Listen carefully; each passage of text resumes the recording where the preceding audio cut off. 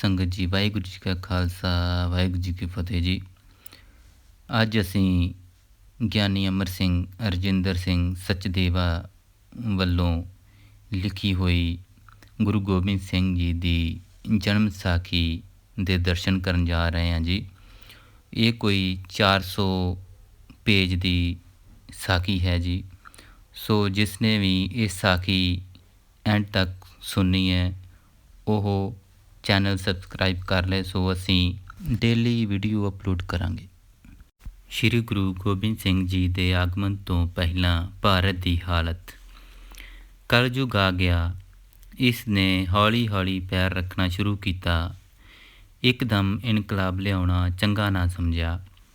ਕਲਯੁਗ ਰਥ ਅਗਨ ਕਾ ਕੂੜ ਅੱਗੇ ਰਥਾਵੋ ਦੇ ਮਹਾਵਾਕ ਅਨੁਸਾਰ ਇਸ ਕਲਯੁਗ ਦਾ ਰਥ ਕਾਮ, ਕ੍ਰੋਧ, ਲੋਭ, ਮੋਹ, ਹੰਕਾਰ ਆਦਿ ਪ੍ਰਬਲ ਅਗਨੀ, ਜੀ ਹਾਂ, ਵਿਸ਼ਿਆਂ ਦੀ ਅੱਗ ਦੇ ਆਸਰੇ ਚੱਲਣ ਲੱਗਾ ਅਤੇ ਇਸ ਦੇ ਰਥ ਦੇ ਚਲਾਉਣ ਵਾਲਾ ਝੂਠ ਇਸ ਦਾ ਰਥਵਾਹੀ ਬਣਿਆ। ਹਰ ਕੰਮ ਝੂਠ ਦੇ ਪਰਦੇ ਹੇਠਾਂ ਹੋਣ ਲੱਗਾ। ਕਲਯੁਗ ਦੇ ਰਾਜੇ ਪ੍ਰਜਾ ਦੇ ਸੁੱਖ ਆਰਾਮ ਲਈ ਨਹੀਂ, ਸਗੋਂ ਆਪਣੀ ਤਾਕਤ ਨੂੰ ਆਪਣੀ ਐਸ਼ ਇਸ਼ਰਤ ਲਈ ਵਰਤਣ ਲੱਗ ਪਏ। ਹਰ ਇੱਕ ਇਹੋ ਚਾਹੁਣ ਲੱਗਾ ਕਿ ਮੈਂ ਹੀ ਦੁਨੀਆ ਵਿੱਚ ਸਭ ਤੋਂ ਵੱਡੀ ਤਾਕਤ ਵਾਲਾ ਬਣ ਕੇ ਮਨ ਆਈਆਂ ਕਰਨ ਲੱਗ ਪਵਾਂ ਅਤੇ ਮੇਰੇ ਮੁਕਾਬਲੇ 'ਤੇ ਮੈਨੂੰ ਪੁੱਛਣ ਵਾਲਾ ਹੋਰ ਕੋਈ ਨਾ ਹੋਵੇ।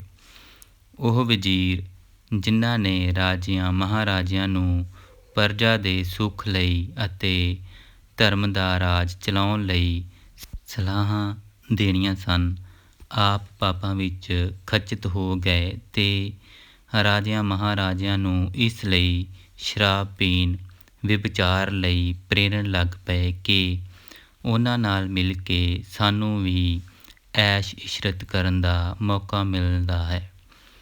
ਪ੍ਰਜਾ ਦੀ ਪਾਲਣਾ ਤਾਂ ਕੀ ਕਰਨੀ ਸੀ। ਇਹਨਾਂ ਜਰਵਾਣਿਆਂ ਦੀ ਲਾਲਚੀ ਨਜ਼ਰਾਂ ਨੇ ਧਨ ਵਾਲਿਆਂ ਦਾ ਧਨ ਖੋਹਿਆ ਅਤੇ ਹੁਸੀਨ ਲੜਕੀਆਂ ਅਤੇ ਇਸਤਰੀਆਂ ਦੇ ਸੱਤ ਭੰਗ ਕਰਨ ਲਈ ਉਹਨਾਂ ਦੇ ਘਰਾਂ ਤੋਂ ਬਦੋ ਬਦੀ ਚੁੱਕ ਲਿਆਉਂਦੇ ਘਰ ਦੇ ਵਿਚਾਰੇ ਪਤੀ ਜਾਂ ਮਾਪੇ ਸਹਿਮ ਦੇ ਮਾਰੇ ਅੱਗੋਂ ਉਬਾਸਰ ਨਾ ਸਕਦੇ। ਇਹ ਦ੍ਰਿਸ਼ ਮੇਰੇ ਸ਼ਹਿਨਸ਼ਾਹ ਸਤਿਗੁਰੂ ਨਾਨਕ ਦੇਵ ਜੀ ਨੇ ਬਾਬਰ ਬਾਦਸ਼ਾਹ ਦੇ ਭਾਰਤਪੁਰ ਹਮਲੇ ਵੇਲੇ ਦੇ ਸੰਬੰਧ ਵਿੱਚ ਉਚਾਰੀ ਗਈ ਬਾਣੀ ਵਿੱਚ ਇਸ ਤਰ੍ਹਾਂ ਪੇਸ਼ ਕੀਤਾ ਹੈ। ਤਨ ਜੋਬਨ ਦੋਏ ਵੈਰੀ ਹੋਏ, ਜਿਨੀ ਰੱਖੇ ਰੰਗ ਲਾਏ, ਦੂਤਾਂ ਨੌ ਫੁਰਮਾਇਆ, ਲੈ ਚੱਲੇ ਪਤ ਗਵਾਏ।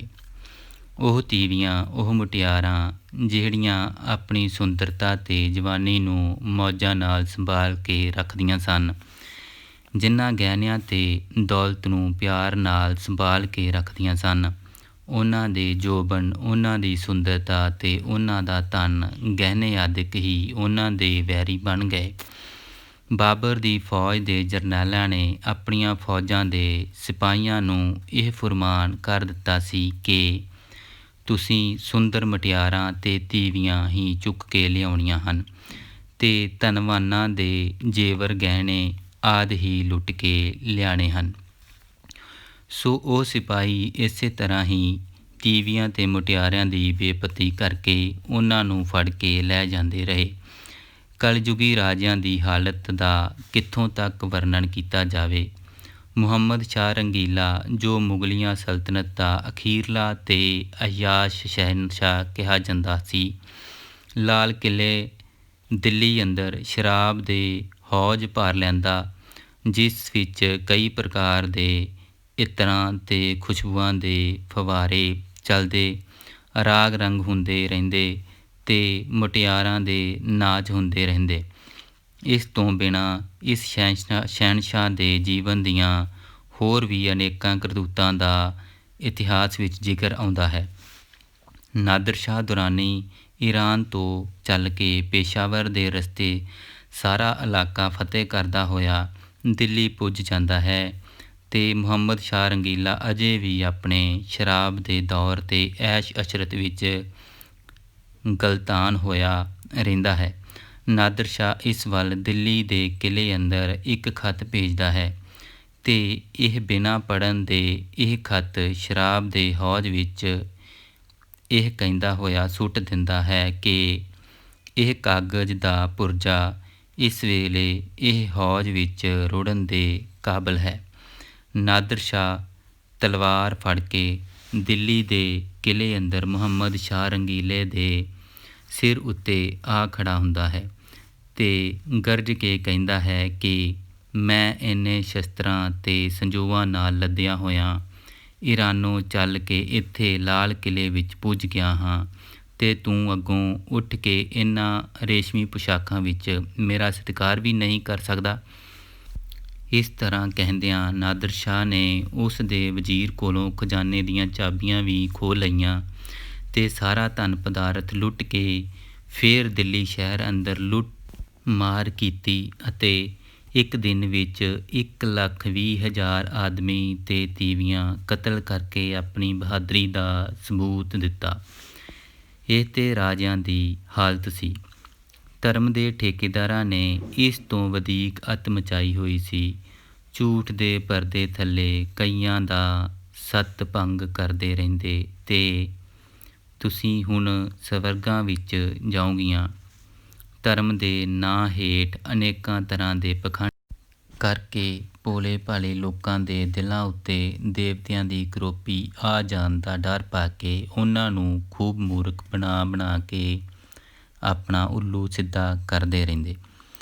ਇਹ ਕਹਿਣ ਨੂੰ ਤਾਂ ਪਖੰਡ ਅਖਵਾਉਂਦੇ ਸਨ, ਪਰ ਮਾਸ ਸ਼ਰਾਬ ਵਿਭਚਾਰ ਇਹਨਾਂ ਦਾ ਨਿੱਤ ਕਰਮ ਸੀ। ਕਲਯੁਗ ਦਾ ਪ੍ਰਭਾਵ ਭਾਰਤ ਉੱਤੇ ਅਜਿਹਾ ਪਿਆ ਕਿ ਹਰ ਪਾਸੇ ਬੇਈਮਾਨੀ ਤੇ ਝੂਠ ਦਾ ਵਰਤਾਰਾ ਵਧਣ ਲੱਗ ਪਿਆ। ਇਸ ਰਿਖੀਆਂ ਮੁੰਡੀਆਂ ਦੇ ਦੇਸ਼ ਵਿੱਚ ਚੋਰ, ਡਾਕੂ, ਧਾੜਵੀ, ਠੱਗ, ਪੱਤੇਬਾਜ਼ ਤੇ ਨੌਸਰਬਾਜ਼ ਬੇਸ਼ੁਮਾਰ ਵੱਧ ਗਏ। ਹਰ ਪਾਸੇ ਬੇਹਿਆਸ਼ੀ ਵੱਧਦੀ ਚਲੀ ਗਈ ਤੇ ਧੀਆਂ ਭੈਣਾਂ ਦੀ ਸ਼ਰਮ ਉੱਡ ਪੁੱਡ ਗਈ। ਮਾਪੇ ਧੀਆਂ ਦੇ ਘਰਾਂ ਦਾ ਮਾਲ ਖਾਣ ਲੱਗ ਪਏ। ਘਰਾਂ ਅੰਦਰ ਪਟਪਟੀ ਵੱਧ ਗਈ। ਵਪਾਰੀ ਆਪਣੇ ਲਾਲਚ ਪਿੱਛੇ ਖਾਤੇ ਭਰਨ ਲੱਗ ਪਏ ਤੇ ਦਿਨੋਂ ਦਿਨ ਮਹਿੰਗਾਈ ਵਧਣ ਲੱਗ ਪਈ। ਇਸ ਤਰ੍ਹਾਂ ਹਰ ਪਾਸਿਓਂ ਲੁੱਟ ਮਾਰ ਧਾੜ ਦੀਆਂ ਖਬਰਾਂ ਆਉਣ ਲੱਗ ਪਈਆਂ। ਚੌਧਰੀ ਤੇ ਪੰਚ ਆਪ ਅਧਰਮੀ ਤੇ ਬੇਈਮਾਨ ਹੋ ਗਏ। ਹਾਕਮ ਵੱਡੀ ਖੋਰ ਤੇ ਜ਼ਾਲਮ ਹੋ ਗਏ। ਇਹਨਾਂ ਕਾਰਨਾਂ ਕਰਕੇ ਹਰ ਪਾਸੇ ਹਾਹਾਕਾਰ ਮਚਣ ਲੱਗੀ।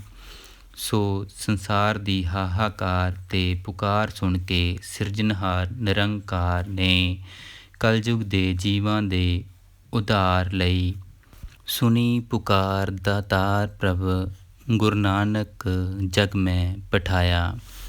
ਸਤਿਗੁਰੂ ਨਾਨਕ ਦੇਵ ਜੀ ਨੂੰ ਇਸ ਸੰਸਾਰ ਵਿੱਚ ਭੇਜਿਆ ਤਾਂ ਜੋ ਆਪ ਆਪਣੀ ਪਿਆਰ ਭਿੰਨੀ ਬਾਣੀ ਨਾਲ ਤੇ ਆਪਣੀ ਆਤਮਿਕ ਸ਼ਕਤੀ ਨਾਲ ਸੰਸਾਰ ਵਿੱਚੋਂ ਪਾਖੰਡ, ਕੁਰੀਤੀਆਂ, ਜ਼ੁਲਮ, ਅਤਿਆਚਾਰ ਤੇ ਕੂੜ ਦਾ ਨਾਸ਼ ਕਰਕੇ ਲੋਕਾਂ ਨੂੰ ਧਰਮ ਅਨੁਸਾਰ ਜੀਵਨ ਬਤੀਤ ਕਰਨ ਲਈ ਪ੍ਰੇਰਨ। ਸੋ ਸਾਹਿਬ ਸ੍ਰੀ ਗੁਰੂ ਨਾਨਕ ਦੇਵ ਜੀ ਨੇ ਸੰਨ 1469 ਈਸਵੀ ਵਿੱਚ ਤਲਵੰਡੀ ਵਿਖੇ ਅਵਤਾਰ ਧਾਰਿਆ। ਆਪ ਨੇ ਇਸ ਕਲਯੁਗ ਦੇ ਸਮੇਂ ਅੰਦਰ ਧਰਮ ਦੀ ਅਧਿਆਤਮਕ ਅਵਸਥਾ ਦੀ ਵਿਆਖਿਆ ਕਰਦਿਆਂ ਹੇਠ ਲਿਖੇ ਮਹਾਵਾਕ ਕਹੇ। ਇੱਕ ਓਂਕਾਰ ਸਤਿਨਾਮ ਕਰਤਾ ਪੁਰਖ, ਅਰਥਾਤ ਸਾਰੇ ਬ੍ਰਹਿਮੰਡ ਨੂੰ ਆਪਣੇ ਪ੍ਰਬੰਧ ਵਿੱਚ ਰੱਖਣ ਵਾਲਾ ਕਰਤਾਰ ਕੇਵਲ ਇੱਕ ਹੈ, ਜੋ ਸਤਿਨਾਮ ਵਾਲਾ ਹੈ, ਅਰਥਾਤ ਜਿਸ ਦਾ ਨਾਂ ਸੱਚਾ ਹੈ ਅਤੇ ਉਹ ਹੀ ਸਾਰੀ ਰਚਨਾ ਦੇ ਰਚਣ ਵਾਲਾ ਹੈ। ਹੁਕਮੇ ਅੰਦਰ ਸਭ ਕੋਹ, ਬਾਹਰ ਹੁਕਮ ਨਾ ਕੋਏ। ਸਾਰੇ ਉਸ ਦੇ ਹੁਕਮ ਵਿੱਚ ਹਨ ਤੇ ਉਸ ਦੇ ਹੁਕਮ ਤੋਂ ਬਾਹਰ ਕੋਈ ਨਹੀਂ।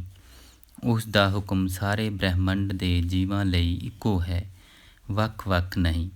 ਇਸ ਲਈ ਸਾਰਿਆਂ ਦਾ ਸਰਬ ਸਾਂਝਾ ਧਰਮ ਇੱਕੋ ਹੈ, ਵੱਖ-ਵੱਖ ਨਹੀਂ।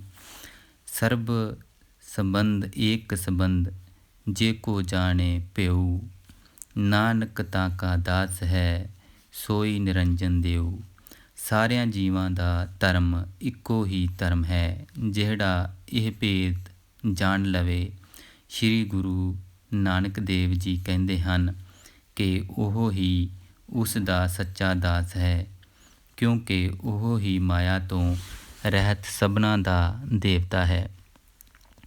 ਧਰਮ ਸੰਬੰਧੀ ਇਸ ਤਰ੍ਹਾਂ ਵਿਆਖਿਆ ਕਰਕੇ ਆਪ ਨੇ ਸੰਸਾਰ ਦੇ ਵੱਖ-ਵੱਖ ਧਰਮਾਂ ਜਾਂ ਮਜ਼ਹਬਾਂ ਬਾਰੇ ਦੱਸਿਆ। ਇਸ ਤਰ੍ਹਾਂ ਆਪ ਨੇ ਸੰਸਾਰ ਦੀ ਮਰਿਆਦਾ ਨੂੰ ਠੀਕ ਰੱਖਣ ਲਈ ਹੇਠ ਲਿਖੇ ਮਹਾਂਵਾਕ ਉਚਾਰੇ।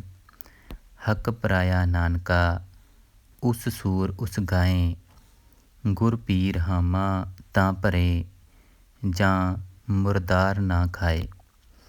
ਪਰਾਇਆ ਹੱਕ ਅਰਥਾਤ ਪਰਾਇਆ ਧਨ, ਪਰਾਈ ਜ਼ਮੀਨ, ਪਰਾਈ ਇਸਤਰੀ ਅਥਵਾ ਦੂਸਰੇ ਦਾ ਹੱਕ ਹਿੰਦੂ ਲਈ ਗਊ ਦੇ ਬਰਾਬਰ ਹੈ ਅਤੇ ਮੁਸਲਮਾਨਾਂ ਲਈ ਸੂਰ ਦੇ ਬਰਾਬਰ ਹੈ। ਕਿਸੇ ਦਾ ਹੱਕ ਜਾਂ ਕਿਸੇ ਨਾਲ ਠੱਗੀ ਕਰਕੇ ਖਾਣਾ ਮੁਰਦਾਰ ਖਾਣ ਦੇ ਬਰਾਬਰ ਹੈ। ਹੇ ਜੀਵ, ਗੁਰੂ ਜਾਂ ਪੀਰ ਰੱਬ ਅੱਗੇ ਤਾਂ ਹਾਮੀ ਭਰਨਗੇ ਜੇ ਤੂੰ ਠੱਗ ਖਾਧਾ ਮੁਰਦਾਰ ਦਾ ਮਹਾਂਵਾਕ ਅਨੁਸਾਰ ਪਰਾਇਆ ਹੱਕ ਨਾ ਖਾਵੇਂ। ਮੰਦਾ ਮੂਲੇ ਨਾ ਕੀ ਚਈ, ਦੇ ਲੰਮੀ ਨਦਰ ਨਿਹਾਲੀਏ। ਕਿਸੇ ਨਾਲ ਕਦੀ ਕੋਈ ਬੁਰਾ ਨਾ ਕਰੋ, ਸਗੋਂ ਲੰਮੀ ਨਜ਼ਰ ਕਰਕੇ ਦੇਖੋ ਕਿ ਜੇ ਅਸੀਂ ਬੁਰਾ ਕੀਤਾ ਤਾਂ ਉਸ ਦਾ ਕੀ ਨਤੀਜਾ ਹੋਵੇਗਾ। ਆਪੇ ਬੀਜ ਆਪੇ ਹੀ ਖਾਓ। ਇਹ ਜੀਵ ਜੋ ਕੁਛ ਬੀਜਦਾ ਹੈ ਉਹ ਹੀ ਖਾ ਲੈਂਦਾ ਹੈ, ਅਰਥਾਤ ਹਰ ਇੱਕ ਨੂੰ ਆਪਣੇ ਕੀਤੇ ਦਾ ਫਲ ਜ਼ਰੂਰ ਮਿਲਦਾ ਹੈ। ਮਨ ਜੀਤੇ ਜਗ ਜੀਤ। ਮਨ ਨੂੰ ਜਿੱਤਣ ਨਾਲ ਜਾਂ ਮਨ ਦੀਆਂ ਖਾਸ਼ਾਂ ਨੂੰ ਜਿੱਤ ਲੈਣ ਨਾਲ ਸਾਰੇ ਸੰਸਾਰ ਨੂੰ ਜਿੱਤ ਲਈਦਾ ਹੈ, ਕਿਉਂਕਿ ਮਨਵਸ ਦੂਤਾਂ ਦੁਰਮਤ ਦੋਏ। ਇਹ ਮਨ ਕਾਮ, ਕ੍ਰੋਧ, ਲੋਭ, ਮੋਹ, ਹੰਕਾਰ ਆਦਿਕ ਵਿਸ਼ਿਆਂ ਤੇ ਖੋਟੀ ਮਤ ਆਦਿਕਾਂ ਦੇ ਵਸ ਵਿੱਚ ਜੇਕਰ ਮਨ ਨੂੰ ਕਾਬੂ ਕਰ ਲਿਆ ਜਾਵੇ ਤਾਂ ਇਹ ਇਹਨਾਂ ਦੂਤਾਂ ਤੇ ਦੁਰਮਤ ਦੇ ਵਸ ਵਿੱਚ ਨਹੀਂ ਆ ਸਕਦਾ। ਨਾਮ ਦਾ ਸਿਮਰਨ ਤੇ ਵਿਚਾਰ ਕਰਨ ਨਾਲ ਮਤ ਦੇ ਪਾਪ ਧੋਤੇ ਜਾਂਦੇ ਹਨ ਤੇ ਮਨ ਨਿਰਮਲ ਹੋ ਜਾਂਦਾ ਹੈ। ਮਨ ਨੂੰ ਸਾਫ਼ ਕਰਕੇ ਸਚਿਆਰੇ ਬਣਨ ਦਾ ਢੰਗ ਤੀਰਥਾਂ ਤੇ ਜਾਂ ਇੱਧਰ ਉੱਧਰ ਭਟਕਣ ਨਾਲੋਂ ਇਹੋ ਹੈ ਕਿ ਅੰਮ੍ਰਿਤ ਵੇਲਾ ਸੱਚ ਨਾਮ ਵਡਿਆਈ ਵਿਚਾਰ।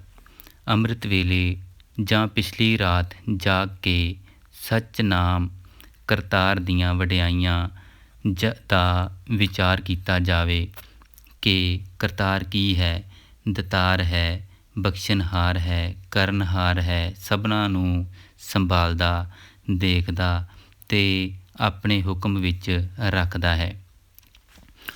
ਉਹ ਕਿਸੇ ਖਾਸ ਥਾਂ ਨਹੀਂ ਵਸਦਾ, ਸਗੋਂ ਹਰ ਇੱਕ ਅੰਦਰ ਵਸਦਾ ਹੈ। ਇਸ ਲਈ ਕਿਤੇ ਬਾਹਰ ਭਟਕਣ ਦੀ ਲੋੜ ਨਹੀਂ। ਪੋਹ ਪਮਦ ਜਿਉਂ ਬਾਸ ਬਸਤ ਹੈ, ਮੁਕਰ ਮਾਹੇ ਜੈਸੇ ਛਾਈ। ਤੈਸੇ ਹੀ ਹਰ ਬਸੇ ਨਿਰੰਤਰ, ਘਟ ਹੀ ਖੋਜੋ ਭਾਈ। ਜਿਸ ਤਰ੍ਹਾਂ ਫੁੱਲਾਂ ਅੰਦਰ ਖੁਸ਼ਬੂ ਵਸ ਰਹੀ ਹੈ ਪਰ ਨਜ਼ਰ ਨਹੀਂ ਆਉਂਦੀ, ਕੇਵਲ ਪ੍ਰਤੀਤ ਹੁੰਦੀ ਹੈ। ਸ਼ੀਸ਼ੇ ਵਿੱਚ ਜਿਵੇਂ ਅਕਸ ਵਸ ਰਿਹਾ ਹੈ ਹੁੰਦਾ ਹੈ, ਇਸੇ ਤਰ੍ਹਾਂ ਹਰੀ ਹਿਰਦੇ ਅੰਦਰ ਹੀ ਵਸ ਰਿਹਾ ਹੈ ਤੇ ਹੇ ਭਾਈ ਉਸ ਨੂੰ ਹਿਰਦੇ ਵਿੱਚੋਂ ਹੀ ਲੱਭੋ। ਅੰਮ੍ਰਿਤ ਵੇਲੇ ਉੱਠ ਕੇ ਬਾਣੀ ਦੁਆਰਾ ਸੱਚੇ ਨਾਮ ਦੀਆਂ ਵਡਿਆਈਆਂ ਦਾ ਵਿਚਾਰ ਕਰਦਿਆਂ, ਆਪਣੇ ਆਚਰਣ ਕਾਰ ਵਿਹਾਰ ਨੂੰ ਠੀਕ ਤਰ੍ਹਾਂ ਕਰਦਿਆਂ, ਮਨ ਨੂੰ ਕਾਬੂ ਕਰਕੇ ਲਵਲੀਨ ਹੋਣ ਨਾਲ ਤੇ ਤੇਰੇ ਭਾਣੇ ਸਰਬੱਤ ਦਾ ਭਲਾ ਦੀ ਅਰਦਾਸ ਕਰਨ ਨਾਲ ਹੀ ਜੀਵ ਗੁਰਮੁਖ ਬਣ ਸਕਦਾ ਹੈ। ਤੇ ਫਿਰ ਇਤਰਾ ਪਤ ਪਵੜੀਆਂ ਚੜ੍ਹੀਏ ਹੋਏ ਅਕੀਸ। ਇਸ ਰਾਹ ਤੁਰਦਿਆਂ ਪਤ ਜਾਂ ਪਤੀ ਦੀਆਂ ਪੌੜੀਆਂ ਚੜ੍ਹ ਕੇ ਇੱਕ ਈਸ਼ਵਰ ਦਾ ਦੀਦਾਰ ਹੋ ਜਾਂਦਾ ਹੈ। ਸ਼੍ਰੀ ਗੁਰੂ ਨਾਨਕ ਦੇਵ ਜੀ ਨੇ ਸਾਰੇ ਏਸ਼ੀਆ ਅੰਦਰ ਬਿਨਾਂ ਕਿਸੇ ਜਾਤ ਪਾਤ ਦੇ ਲਿਹਾਜ਼ ਦੇ ਸਭਨਾਂ ਨੂੰ ਰੱਬੀ ਗਿਆਨ ਦਾ ਚਾਨਣਾ ਕੀਤਾ ਤੇ ਆਪਣੇ ਮਗਰੋਂ ਆਪਣੀ ਜੋਤ ਲਹਿਣਾ ਜੀ ਨੂੰ ਦੇ ਕੇ ਸ੍ਰੀ ਗੁਰੂ ਅੰਗਦ ਦੇਵ ਜੀ ਦੇ ਰੂਪ ਵਿੱਚ ਰੂਹਾਨੀ ਸਲਤਨਤ ਵਿੱਚ ਇਲਾਹੀ ਤਖਤ ਰੂਹਾਨੀ ਰਾਜ ਕਾਇਮ ਰੱਖਣ ਦਾ ਹੁਕਮ ਕੀਤਾ। ਗੁਰੂ ਅੰਗਦ ਦੇਵ ਜੀ ਨੇ ਇਸੇ ਰੂਹਾਨੀ ਤਖਤ ਦੀ ਪਾਤਸ਼ਾਹੀ ਸ੍ਰੀ ਗੁਰੂ ਅਮਰਦਾਸ ਜੀ ਨੂੰ ਬਖਸ਼ੀ। ਇਹ ਸਲਤਨਤ ਬੇਦੀ ਕੁਲ ਦੇ ਸੂਰਜ ਤੇ ਰੂਹਾਨੀਅਤ ਦੇ ਸ਼ਹਿਨਸ਼ਾਹ ਨੇ ਰੱਬੀ ਹੁਕਮ ਅਨੁਸਾਰ ਕਾਇਮ ਕੀਤੀ। ਸਨੌੜ ਦੇਸ਼ ਦੇ ਰਾਜੇ ਸੋਢੀ ਰਾਏ ਨੇ ਆਪਣਾ ਰਾਜ ਭਾਗ ਬੇਦੀ ਰਾਏ ਦੀ ਸੰਤਾਨ ਦੀ ਭੇਟਾ ਕਰ ਦਿੱਤਾ ਸੀ ਅਤੇ ਰਾਜ ਭਾਗ ਪ੍ਰਾਪਤ ਕਰਕੇ ਬੇਦੀਆਂ ਨੇ ਕਿਹਾ ਸੀ ਕਿ ਤੁਸੀਂ ਸਾਨੂੰ ਤ੍ਰੇਤਾ ਯੁੱਗ ਵਿੱਚ ਇਹ ਰਾਜ ਭੇਟਾ ਕੀਤਾ ਹੈ, ਅਸੀਂ ਕਲਯੁੱਗ ਅੰਦਰ ਇਹੋ ਬੇਦਾਂ ਜਾਂ ਧਰਮ ਦਾ ਰਾਜ ਚਲਾਵਾਂਗੇ। ਜਿਸ ਤਰ੍ਹਾਂ ਤੁਸੀਂ ਸਾਡੇ ਕੋਲੋਂ ਬੇਦ ਬਾਣੀ ਸੁਣ ਕੇ ਇਹ ਰਾਜ ਬਖਸ਼ਿਆ ਹੈ, ਇਸ ਤਰ੍ਹਾਂ ਬੇਦੀਆਂ ਦੀ ਚਲਾਈ ਸਲਤਨਤ ਦੇ ਵਾਰਸ ਸੋਢੀ ਹੋਣਗੇ। ਸੋ ਇਹ ਕੌਤਕ ਕਲਯੁੱਗ ਅੰਦਰ ਵਰਤਿਆ।